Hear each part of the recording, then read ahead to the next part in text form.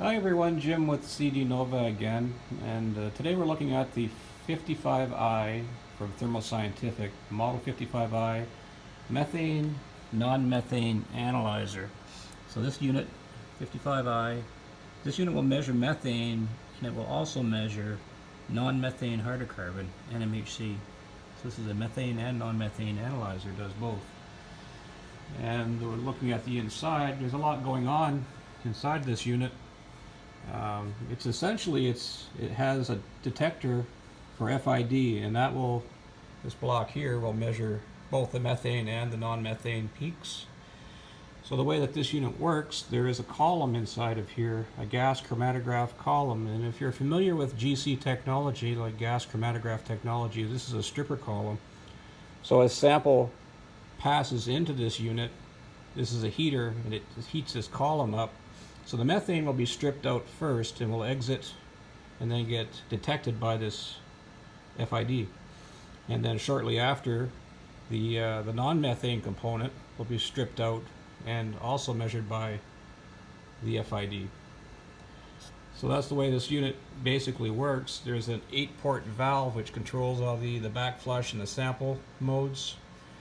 And there's an actuator over here which drives that 8-port valve. So this is an air actuated valve, actuator, and it will switch this 8-port valve. And this is just simply for the sample mode or the backflush. So essentially, sample will come into the unit, strip out the methane component, detected by the FID, and then shortly after, the non-methane component will be stripped out and again detected by the FID. And I have a printout from the operation manual just to show you quickly what it looks like, to make you familiar with the way the signal exits. So this is measured in time, elapsed time, seconds. So this draws a chromatogram, and they're showing the oxygen peak. And the first peak to exit, as this moves from left to right over like a 15-second time, will be the methane peak.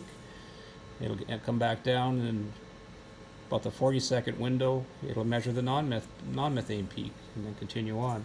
So that's what the chromatogram will look like. If you're putting calibration gas through the instrument, you'll first see your methane and then your non-methane peak. And that's what's happening with this column. Strips out the methane and then the non-methane, measured by this detector. Coming around the back of the unit, there's quite a few ports to choose from here. There's the carrier port, which is nitrogen. So the nitrogen is for the column, right here. So they use nitrogen gas for the column, air for the FID.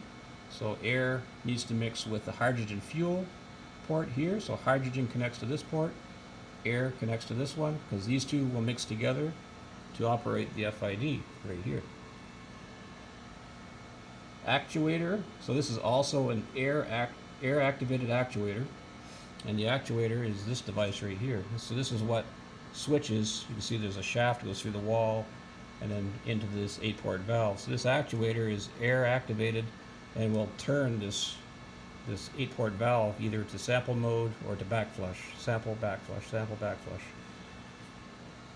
Commonly, I have seen, or even I do this myself, I will tie the air and the actuator ports together and run one line to a cylinder of air just to save on cylinders. So I'll tie these two lines together because it's the same air for both. Cal in, cal out, so you can have a cylinder of calibration gas for methane and non-methane. So the non-methane component is calibrated with propane.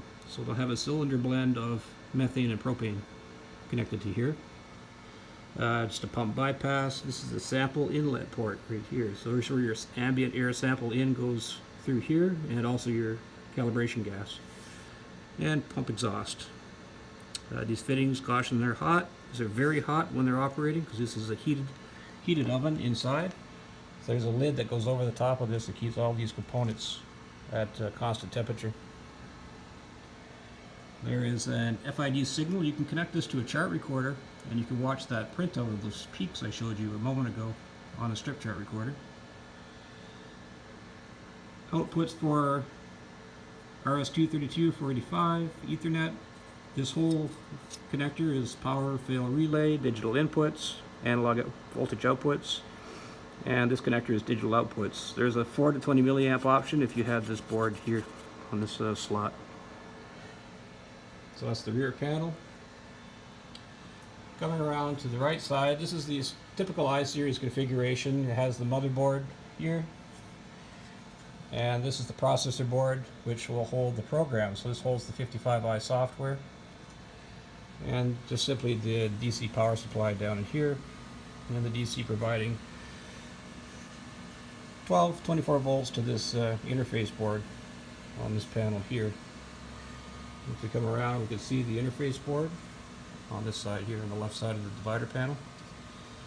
These blue modules are pressure transducers, and these will control the pressure for sample pressure, nitrogen, hydrogen, hydrogen as well. So these are pressure, these three blocks are for pressure regulation. Solenoid valves, and the sample pump is right here. That's your main sample pump. Very common pump you see in the I-series.